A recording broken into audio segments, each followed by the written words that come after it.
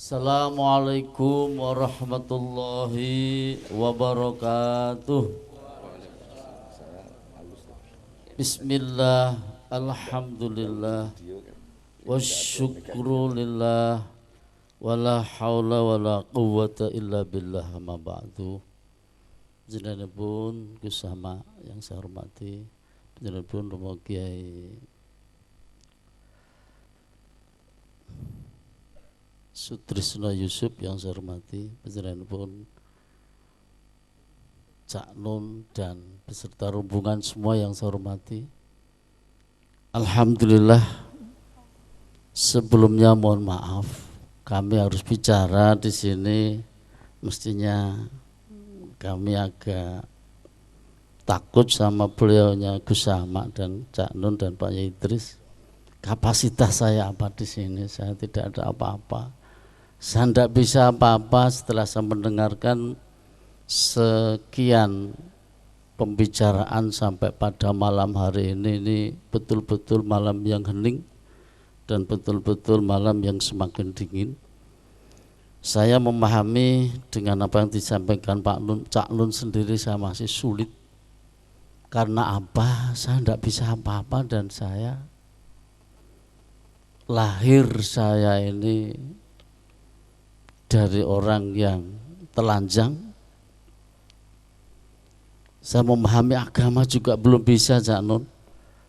Karena apa? Kalau kita bicara, kita simpulkan tadi ada surat Ikhlas dan ada yang lain-lain. Saya itu begini, setelah akhir-akhir saya mendengar dan saya merasakan akhir-akhir ini umat Islam pada umumnya satu sama lain sudah saling merasa dirinya paling benar, merasa orang yang lain salah. Ini yang saya prihatin.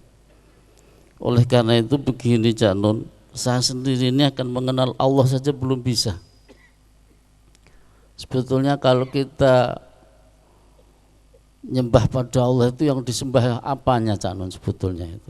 Ini yang menjadi pertanyaan saya. Dan apabila kita ini ingin takut pada Allah, itu yang kita takuti apa? Dan apabila kita ingin sebetulnya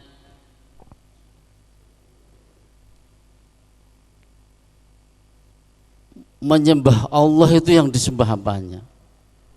Kita mengimankan Allah itu sebetulnya yang diimankan apanya? Ini yang menjadi pertanyaan kita. Oleh karena itu sebetulnya kita ini baru ingin mengenal siapa itu sebetulnya Allah itu. Ada pertanyaan yang menggelitik, mungkin bisa dijawab Cak Nun. Allah sekarang itu sedang mengapa, Cak Nun? Coba ini Mas Bangser, Allah sekarang sedang mengapa ini ya? Sedang apa ya ini? Lu kok diam semua? Allah sekarang itu sedang mengapa ya? Oh, melihat kita ya. Kalau tidak ada yang menjawab, saya jawab sendiri. Allah sekarang ini tadi baru saja saya dijalankan dari sebelah sana ke sini, saya oleh Cak Nun untuk bicara. Baru saja Allah mengerjakan hal ini. Kira-kira begitu, Gus. Oleh karena itu, alhamdulillah pada malam hari ini bagi kami malam yang luar biasa. Semoga apa yang kita terima ilmu dari sekian banyak para kiai, mudah-mudahan Allah memberikan manfaat. Amin. Amin. Amin ya rabbal alamin. Para Bapak Ibu yang saya hormati, yang menjadi pertanyaan-pertanyaan itulah sebetulnya hakikat bahwa di sini kita duduk bersama. Tadi dikatakan Cak Nun, kita ingin mencintai Allah dan kita ingin dicintai oleh Allah. Oleh karena itu kita rela. Oleh karena itu kita bisa apapun dalam bentuk apapun, dalam kondisi apapun, kita ini tetap dalam suasana senang, dalam suasana tenang, dan dalam suasana gembira. Karena apa? Tadi disampaikan dalam sebuah ayat bahwa kita ini, kalau dikatakan tadi ada sebuah ayat, wa ma khalaqtul jinna wal insa illa liya'budun, karena semua gerakan yang kita lakukan, semua apa yang kita jalankan ini, dari seluruh gerakan kita, badan kita ini, kalau sudah diniati ibadah dan ibadah kepada Allah, inilah hakikatnya. Kita menghambakan kepada Allah. Inilah yang sebenarnya kita menghambakan kepada Allah. Bapak Ibu dengan duduk yang begitu tenang, dengan hati yang begitu tenang, dengan situasi yang begitu tenang, ini semuanya karena apa? Juga kecintaan kita kepada Allah. Maka dalam istilah awal wajibin alal insan ma'rifatul ilah bil ilqan. Pertama yang harus kita lakukan sebagai hamba Allah ini apa? Tadi dikatakan kalau Cak ini kan syariat, sholat itu kan syariat, semuanya itu kan syariat. Yaitu ma'rifatul ilah, kita mengenal sebenarnya kepada Allah. Kita mengetahui secara hakikatnya kepada Allah. Ma'rifatul ilah bil itqan, dengan yakin. Sudah tidak ada istilah ragu lagi. Pertanyaan, bagaimana kita mengenal kepada Allah? Wong Allah tidak bisa kita lihat dengan mata kita.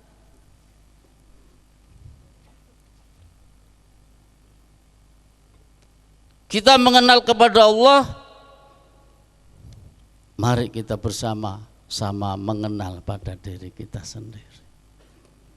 Ma arafa nafsahu faqad arafa Rabbahu. Barang siapa yang sebetulnya tahu siapa toh sebetulnya diri kita itu siapa? Pertanyaan, kita itu sebetulnya siapa? Kita itu dari mana? Dan kita itu akan kemana? Kalau coro Jawane wong iku kudu ngerti sangkan paraning dumati. Barang siapa yang tahu tentang dirinya sendiri, maka dia baru akan tahu siapa sebetulnya Allah. Sebaliknya, barang siapa yang dia tidak mengenal dan belum mengenal tentang siapa tentang dirinya sendiri, saya yakin dia tidak akan bisa mengenal siapa sebetulnya Allah itu. Siapa sebetulnya Allah itu? Belum tentu kita sholat sekian sholat, itu sholat. Kita sendiri sholat itu luar biasa, belajar dan belajar. Kita sebetulnya belum tak bisa sholat. Hati kita seperti apa? Kekhusukan kita seperti apa? Di antara mulai Allahu Akbar dengan sampai salam mungkin 1 detik saja kita bisa dengan hati dan jiwa yang tenang betul-betul itu sholat, ingat kepada Allah, itu sudah bagus. Inilah sebetulnya menjadi satu pertanyaan kita. Kita ini setelah kita tahu tentang siapa kita, Bapak Ibu, sebetulnya kalau kita lihat sebenarnya apa yang Allah ciptakan untuk kita semua ini, bakali kita ini dengan bakali pitik saja lebih baik bakali pitik. Itu kalau kita lihat ke sana. Bakale menungso niku lho kali bakale pitik masih bagusan bakale pitik. Bakale pitik niki didadar enak, diuntal jadi jamu, didol ya payu. Coba kalau kita lihat bakale kita itu sebetulnya dari apa? Masya Allah, baunya aja arus. Digoreng ya enak-enak, tinggu jamu apalagi. Dan itu menjijikkan. Oleh karena itu setelah kita tahu sebetulnya kita itu dari mana dan untuk apa kita diciptakan inilah berarti ruang kita untuk belajar dan belajar untuk memahami tentang diri. Setelah kita tahu siapa tentang diri kita, ternyata kita itu tidak tahu apa-apa dan tidak bisa apa-apa. Waman arafa nafsahu faqad arafa rabbahu wa qad arafa rabbahu man jahila nafsahu. Sebetulnya kita itu bodoh, tidak tahu apa-apa, tidak bisa apa-apa. Wong lahir kita tidak bisa apa-apa. Siapa yang merasa bisa dan tidak punya apa-apa? Kalau orang masih hidup ini masih merasa punya, wah itu berarti masih ngabuk miliknya Allah. Wong lillahi ma fis samawati wa ma fil ard. Semuanya yang ada di langit dan bumi itu milik siapa? Milik Allah.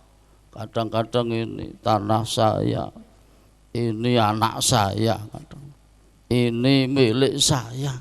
Sayanya itu jangan keras-keras. Itu dipinjami Allah saja sementara. Oleh karena itu dengan kita bersama-sama untuk disimpulkan, mari kita bersama-sama belajar dan belajar menjadi orang baik. Tadi kalau menjadi orang baik itu kategorinya man ahsana man asahu. Orang yang kita ini tidak merasa disakiti oleh orang. Orang baik itu tidak merasa disakiti orang. Itulah baru orang baik. Karena apa? Ya, istilah kalau kita ingin menjadi ahli surga itu kan ada 3. Yang pertama salah satu min akhlaki ahlil jannah.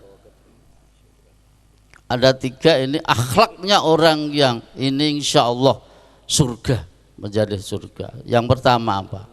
Al ihsan ilal musi, yaitu kita selalu berbuat baik dengan siapapun yang berbuat jelek dengan kita. Jadi kalau kita itu orang baik, tidak merasa disakiti orang itu, tidak merasa. Dan apabila merasa disakiti, kita tidak akan membalas apa-apa. Karena tidak ada ruang kita untuk tidak berbuat untuk tidak baik. Itulah orang baik. Yang kedua, wal afu liman dzalamahu. Kita tetap memohon maaf kepada orang yang selalu berbuat tidak baik, menzalimi kita. Jadi kita jangan merasa walaupun toh kita ini benar,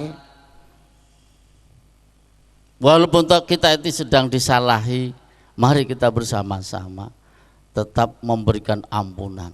Orang yang tawadhu bukan dalam arti orang itu rendah. Orang yang merendah bukan arti orang itu rendah, tapi justru orang itu akan dimuliakan oleh Allah. Yang ketiga, wal badlu liman haramau. Kita tetap masih jiwa memberi dan memberi, walaupun orang lain tidak perhatian kepada kita, walaupun orang lain itu bakhil terhadap kita. Jadi sebaik-baik kita memberi orang yang dia ahli sosial itu bagus, karena mungkin masih ada harapan bisa dikembalikan. Tapi kita memberikan kepada orang yang dia justru tidak pernah memberi kepada kita, itulah baru luar biasa. Karena apa? Kita hanya memohon kembalinya itu dari Allah Subhanahu wa taala. Ini saya rasa Zanun yang saya sampaikan. Mungkin kami mohon maaf dari nanti doanya beliau cukup sama. Dari saya cukup sekian. Wallahu muwaffiq ila aqwamit thoriq. Wassalamualaikum warahmatullahi wabarakatuh. Allah mentakdirkan acara kita ini luar biasa sempurna di mata manusia ya, meskipun pasti tidak ada yang sempurna di mata Allah. Jadi apa yang beliau kemukakan Pak Yai Muhsin tadi itu sebenarnya adalah puncak dari